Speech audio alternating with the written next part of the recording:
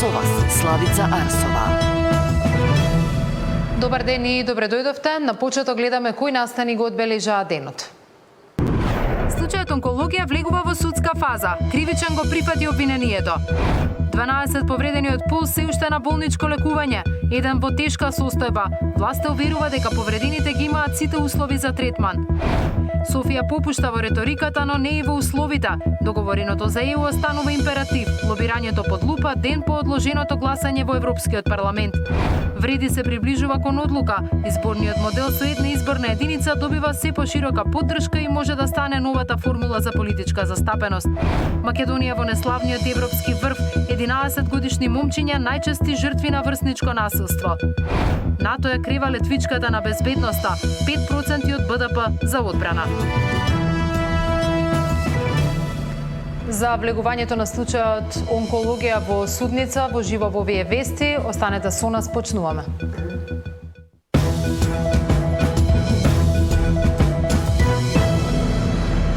Случајот онкологија влегува во судска постапка, во судска фаза. Основниот кривичен суд Скопје го одобри обвинителниот акт против поранишниот директор на клиниката за радиотерапија и онкологија Нино Васев и уште неколку лекари. Тие се товарат за тешки кривични дела поврзани со економското работење на клиниката и третманот на пациентите, вклучувајќи злоупотреба на службената положба, измама и несовесно лекување. За овој случај пред кривичниот суд известува Зоран Јаневски. Зоран, кога може да се очекува да почне судскиот процес, откако веќе е одобрено обвинението? Со оглед дека се работи за притворски предмет, односно поранешниот директор на онкологија е во домашен притвор, многу брзо од денес може да се очекува и стартот на судењето за овој случај. Денес од Скопскиот кривичен суд информираа дека во целост е прифатено обвинението против Васев и уште тројца доктори, каде што сите заедно одговараат за несовесно лекување и тешки дела против општата безбедност. Како што информираа од судот, по оценката на обвинението, предметот ќе биде ставен во автоматизираниот систем за распределба на предмети, кој што ќе треба да одбере кој судија ќе го води предметот, па во зависност од неговиот распоред, многу брзо и со оглед дека се работи за притворски предмет, може да се очекува и првото судско рочиште за овој предмет. Но Васев не е обвинет само за несовесно лекување и тешки дела против здравието на луѓето. Во според обвинителството за него се води уште еден предмет, како што информираат од Скопскиот кривичен суд, се уште трае оценката за него. Освен Васев, во тој случај е обвинет и организацијскиот директор Нухиу заради неправилности во работењето, односно со тој предмет тие се обвинети дека ја злоупотребиле службената положба, а државниот буџет го оштетиле за сума од 35 милиони евра. Сите детали ги гледаме во прилогот. Поранешниот прв човек на онкологија Нино Васев ќе седне на обвинителна клупа. Кривичниот суд во целост го одобрил обвинението против Васев, во кое тој со уште тројца доктори ќе одговараат за несовесно лекување и тешки дела против здравието на луѓето. Предметот со сите докази обезбедени од обвинителството е веќе формиран во судот и како што велат оттаму, прво електронски ќе биде распореден кај судија, а потоа ќе биде одреден и датумот за првото судско рочиште. На Васев и тројцата доктори ќе им се суди бидејќи во периодот од 2018 до 2022 година лекувале онколошки пациенти со погрешна терапија, која дополнително го влошила нивното здравје. Со медицински вештачење е утврдено дека кај 29 пациенти прво обвинетиот применил очигледно неподобен начин на лекување, испротивно на тековните онколошки упатства, со одстапување во дозирањето и во фазата на лекување, давал лекови од новите генерации на таргет и имунотерапија, со што тешко го нарушил здравјето на пациентите.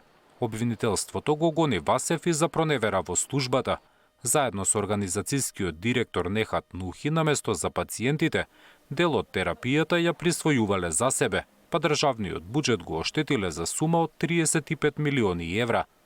Од кривичен велат дека оценувањето на ова обвинение се уште трае и судот дополнително ќе информира дали ќе го прифати предметот кој на иста обвинителна клупа треба да ги седне двајцата поранешни директори на онкологија. Васев и Нухи во моментов се во домашен притвор. Обвинителството бараше додат во истражниот затвор во Шутка, но кривичен го одби предлогот, па после сослушување во судот со полиција беа спроведени до своите домови. Зоран Јаневски, Сител телевизија. Повеќе од 2 месеци по трагичниот пожар во Кочани, 12 лица се уште се на болничко лекување. Еден од нив е во тешка состојба.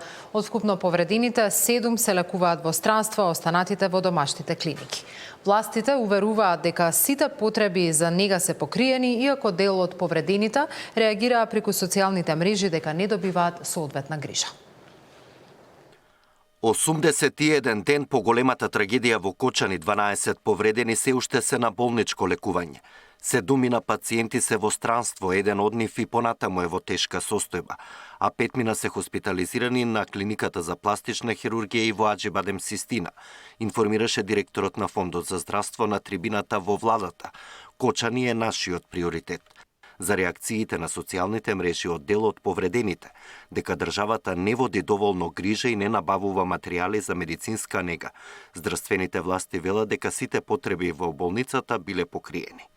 Моментално сите потреби од дополнителна нега се решени и ги има работите. Кои се набавени од болницата, кои се од донација, без разлика ги има. Работите во Кочани се решават во директорката ми информираше дека дел од опремата е пестината во текот на ова недела и се подобруваат вод. Да, има тромост во системот на реагирање, меѓутоа се коригираат работите и се подобруваат. Работна група од 7 лекари од различни специјалности ќе го следи напредокот при лекувањето и состојбата на пациентите. Само еден повреден кој е на третман во Словенија таму продолжил и со рехабилитацијата. За неголемиот дел, засега овој процес ќе се реализира во Македонија, а има и барање од неколку повредени кои беа на лекување во Софија да се вратат повторно таму. Доколку има медицинска оправданост за дополнителен третман надвор, од владата најавија дека ќе ги покријат трошоците. Од планираните 30 милиони денари државни пари потрошени се 21 милион. Средства ќе се одвојуваат од државата онолку колку што е потребно. Ако треба уште додатни 30 и уште додатни 30 се додека не завршат сите постапки и процедури. И секако доколку стручните лица утврдат дека има потреба да има повторно лекување во странство или контролни проверки во странство, ние повторно ќе излеземе во пресред и со транспорт и сместување се што е неопходно за тие лица да не бидат изложени на додатни трошоци. Генералниот секретар на Црвениот крст информираше дека досега од донаторската сметка биле исплатени 107 милиони денари на семејствата на настраданите и повредените. Останати се околу 49 милиони денари. Идејата е најдобро намерна, значи да не се оди линеарно, бидејќи не сите имат иста потреба, не сите имат иста тежина на повредите и не сите имат исти прогнози временски во однос на нивното лекување. Сакајќи тоа да го направиме, значи чекаме да бидат финални тие резултати, на основа на тоа Црвениот крст веднаш ќе пристапи. Никаква причина и потреба нема средствата да бидат кај него, затоа што тие средства едноставно се на посебна сметка. Од опозицијската СДСМ критикуваат дека Кочани не е приоритет на владата. Еден месец владата нема министер за здравство. Здравството се распаѓа по секој основ. Кочанската болница се распаѓа, а тие политики тераат и ќе држат дебати. Се што има се донации до сега од хумани луѓе. Ова дефинитивно е срам за цела држава. Ова е срам за една власт што избра да ја пере својата бездушност со трибини наместо со вистинска грижа. Како што реков и во оваа пресконференција, СДСМ нема да молчи. Ќе ја бараме правдата до крај. Од пожарот во дискотеката Пулс загинаа 62 лица, околу 200 беа повредени. Александар Динев, Сител телевизија. Поранишниот директор на Дирекцијата за заштита и спасување и актуелен министер Шабан Сали, осомничен за трагедијата во Кочани, денеска порача дека не се чувствува виновен и изрази уверување дека истражните органи ќе дојдат до целата вистина. Верувам во нашата држава, верувам во институциите на системот, верувам во судните органи, дека правилно ќе ги согледат и аргументите и сите останати посебни, да кажам, моменти од тој случај. Јас сум правник по вокација, сум доктор на политички правни науки, 18 години сум бил адвокат, сум работел и по судовите. Оставам државата тоа на совеста на државата да одлучи дали имам ја вина или немам вина. Лично, со душа и со срце тврдам и одговорно, максимум тврдам дека немам апсолутна вина во тој поглед. Од ВМРО ДПМН и денеска го повика обвинителството да отвори истрага за Венко Филипче за случајот со модуларната болница. Тврдат дека тој како поранешен министер за здравство дозволил изградба на модуларната болница која била спротивна од законот за градење. Ја пуштил во употреба и без противпожарна заштита, а ден по трагедијата во Тетово се обидел да ги прикрие трагичните последици од своите одлуки. Венко Филипче дозволил изградба на модуларни болници без огнеотворни материјали. Венко Филипче лично ја правил спецификацијата за изградбата на модуларната болница во Тетово, која надвор од закон и правила ја доставил до одговорната за набавката, а за ова постои и сведоштво од одговорното лице. Директорот на болницата во Тетово одбивал да ја прими модуларната болница и да се пушти во работа истата. Венко Филипче ден по несреќата, кога цела Македонија тагувала, побрзал да го анексира договорот за градба со цел да се отстранат аномалиите кои сам ги дозволил. Го повикуваме јавното обвинителство да не се осмелува да го штити Венко Филипче и да отвори истрага за него. Софија попушта во реториката, но не и во условите. Договореното за ЕУ останува императив. Лобирањето под лупа ден по одложеното гласање во Европскиот парламент. Вреди се приближува кон одлука. Изборниот модел со една изборна единица добива се поширока поддршка и може да стане новата формула за политичка застапеност. Министерот за надворешни работи и надворешна трговија Муцунски оствари средба со францускиот министер за Европа и надворешни работи Жан Ноел Баро.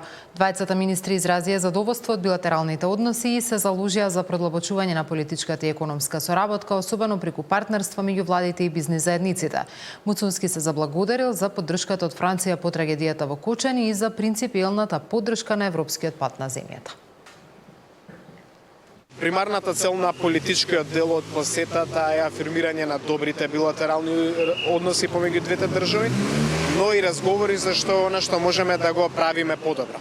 Посебно во делот на економијата и на трговијата имаме сериозен и неразвиен потенцијал помеѓу двете држави. Политички се согласивме дека како членки на НАТО алијансата имаме заеднички приоритети во делот на глобалната и европската безбедност. Побаравме поддршка од Франција во делот на евроинтегративните процеси и сметаме дека поддршката токму од Франција е клучна за нашиот напредок. Ги представивме принципиелните позиции кои што владата ги има, насочени кон изнаоѓање на кредибилно решение кој што долгорочно ќе гарантира на извесен начин нашата европска идеја.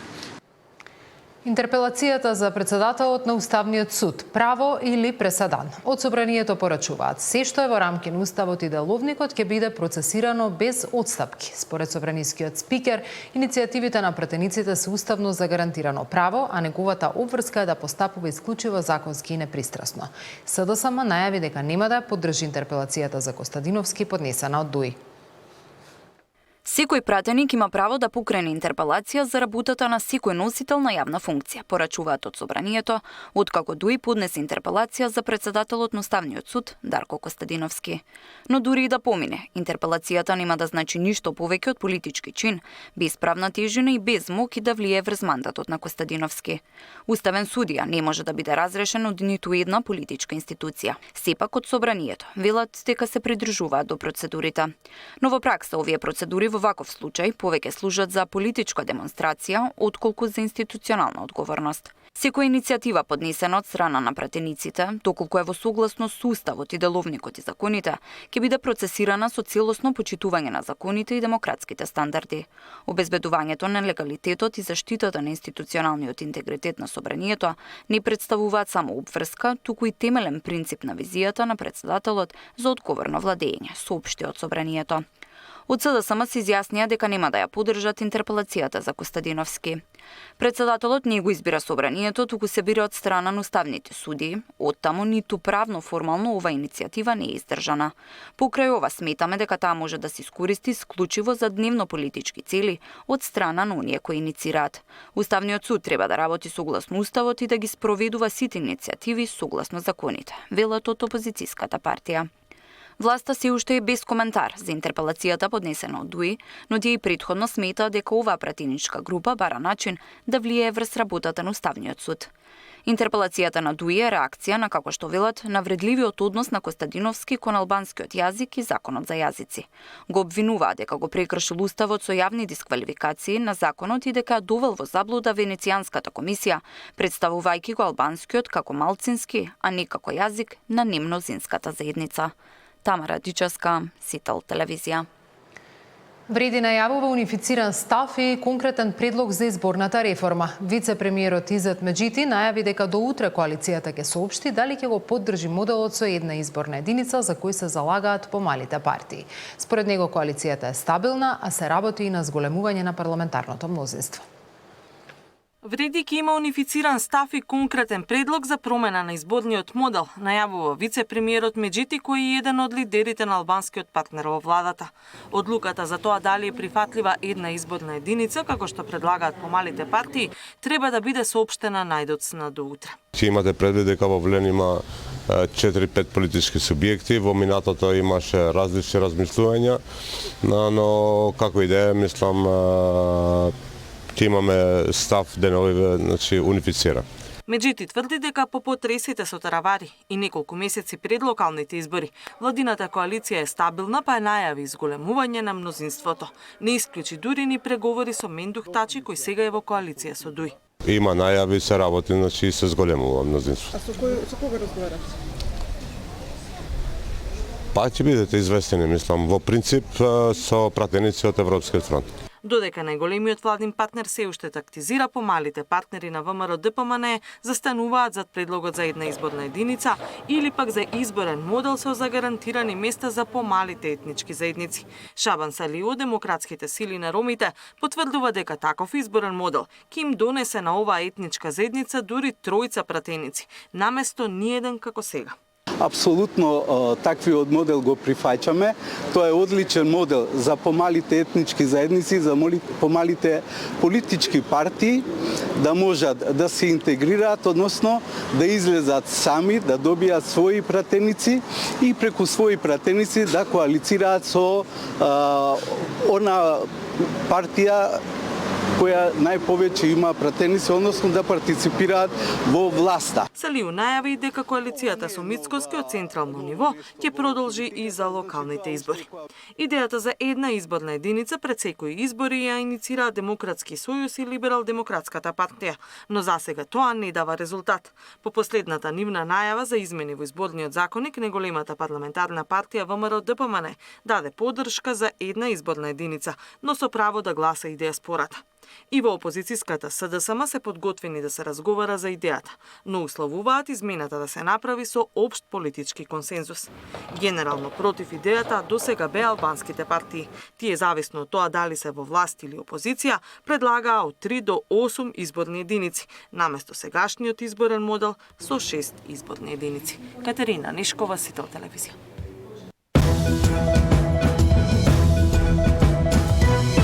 Дали една изборна единица е клучот за фер застапеност и вистинска демократија? За иницијативата која повторно ја отвори дебатата за изборната правда. Зошто токму сега кој се поддржува, кој се спротивставува и дали ова е шанса помалите партии конечно да добијат еднаква можност на изборната сцена? Вечерва лидерот на Демократскиот сојуз Павле Трајанов во тема на денот.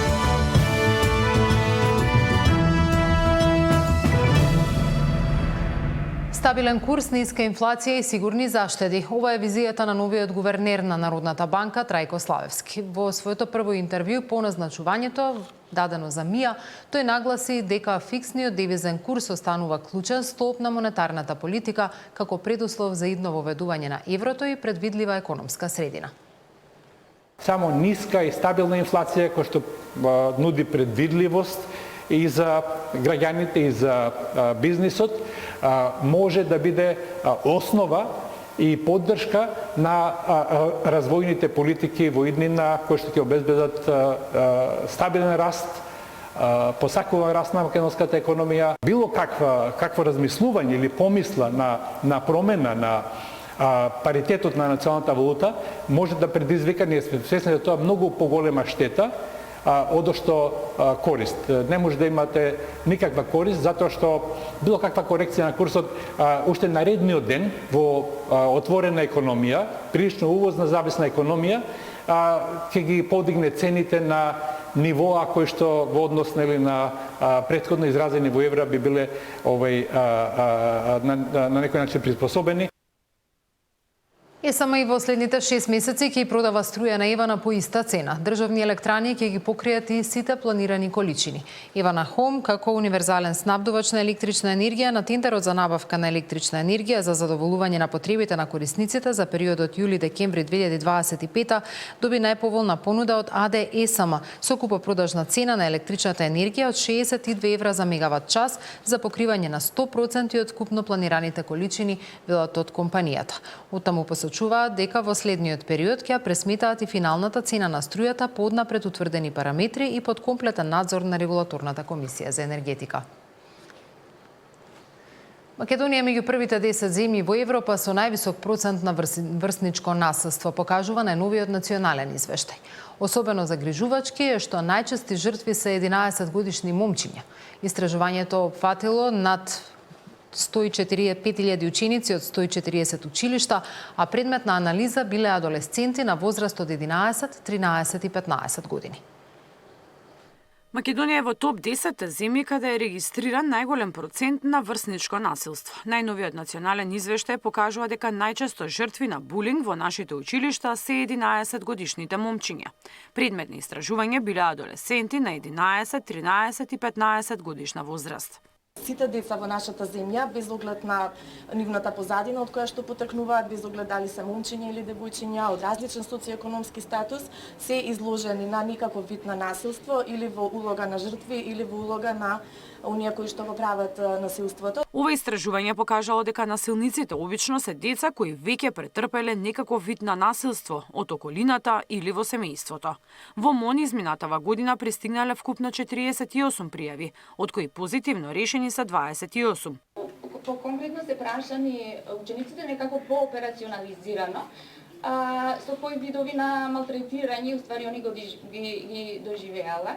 И гледаме дека имаме зголемување на овие проценти, што ни покажува со други зборови дека општо како појава малтретирање, значи помалку се перцепира од младите затоа што некако као е дел од нивното секојдневие е нормализирано како појава. Учениците кои малтретирале други во училиште, најмалку 2 до 3 пати месечно во последните неколку месеци, ние како земја сме рангирани во топ 10 највисоко рангирани земји и уствари сме над просекот, меѓународниот просек на земјите вклучени во истражувањето. Националниот извештај од 2021-2022 година опфаќа над 5000 ученици од 140 училишта во државата.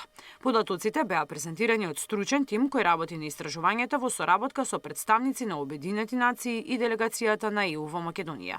Мирјана Давидовска, Сител телевизија. Автобусите на приватните превозници повторно се вратија на скопските улици. Покусиот прекин одлуката за враќање во сообраќај доаѓа од како добиле дел од средствата кои ЈСП им ги должи, но тие се доволни за до понеделник. Приватните превозници повторно возат, добиле дел од парите што им ги должи ЈСП и веднаш ги извадиле автобусите од гаража. Колку пари им се исплатени не откриваат, но велат дека им се доволни за следните 3 дена. Сепак оптимисти се дека во понеделник ќе им биде исплатени остатокот. ЈСП вчера ни уплати мала сума на средства на доволно за да се вклучиме веднаш. Автобусите се на скопските улици. Проблемот ни е ветено дека ќе се реши до понеделник и преостанатата сума ќе ни се исплати во понеделник. Се надевам дека тоа ќе биде така за да можеме да продолжиме да функционираме и да работиме нормално понатаму. Па не би ја спомнувал се сумата, доволна е за периодот што ќе го возиме, доволно за да ги покриеме трошоците за нафта и за текомно сервисирање на автобусите. Зафировски вчера рече дека градот Скопје минатата недела префрлил околу 650.000 евра на сметката на ЈСП, но од предпријатието не им ги дале на превозниците поради неверификувани извештаи. Приватните превозници располагаат со над 200 автобуси и во изминатите 3 години често се повлекуваат поради неисплатени средства, а ЈСП не може само да ги обслужи сите линии, затоа што нема доволен број возила. Мартин Арсов, Сител телевизија. Министерството за образование најавува интензивна летна офанзива за проширување и доградба на капацитетите на училиштата и основни и средни, се со цел да се овозможат услови за воведување на едносменско работење. Според министерката, ова ќе ги даде своите ефекти веќе следната учебна година. Основците во нашата држава имаат 900 часови помалку од нивните европски врсници. Министерката Јаневска очекува ефектите од едносменската настава да се забележат од следната учебна година. Најави и летна градежна офанзива за доградба на училници и училишта, за да се спроведува овој процес во што повеќе воспитно-образовни установи. Нигде над 150 училишта работат во една смена. Летово ќе имаме голема акција на доградба на 2 до 3 училници. Почнуваме со оние училишта кај што се потребни само по 2, 3 или 4 училишта. Тој план веќе е направен, тоа истражување е направено. Јас во моментот не можам да ви кажам конкретно кои, но ги има и во Скопје и надвор од Скопје. Почнуваме со доградба значи на 2 училници за да можеме да спроведуваме за најмалите од 1 до 5 целодневна настава. Од УНИЦЕФ, откаде всушност произлези забелешката дека основците дома заостануваат од своите врсници во странство, велат дека го мониторираат целиот процес, но мерките мора да се спроведат за резултатите да испливаат на површина. Значи УНИЦЕФ соработува во тесна соработка со Министерството за образование за да може да оптимизира целата мрежа и ги разгледува сите можни аспекти во однос на финансирање, обезбедување на потребните човечки ресурси, надградба на целиот систем за да може да се обезбеди соодветната работа на смени или пак останувањето во училиште онолку сати колку што им е потребно на децата. И додека чекаме ефекти од овие мерки, денеска домашни и странски експерти се собраа за да ја скројат образовната стратегија за до 2032 година. Согласно изјавите на надлежните, меѓу приоритетите на стратегијата ќе биде усогласување на образовните политики со дигитализацијата и примената на нови технологии, содржини со кои образовниот систем во моментов не може да се пофали. Вештачката интелигенција представува релативно нов концепт и многу земји во светот работат на тоа да ја воведат во образованието и слично. Македонија не е во првите 10 земји кои што успеваат на ова поле, меѓутоа тоа значи дека пред нас има многу работа, имаме многу работи да направиме за да можеме децата да ги воведеме барем во основите на вештачката интелигенција.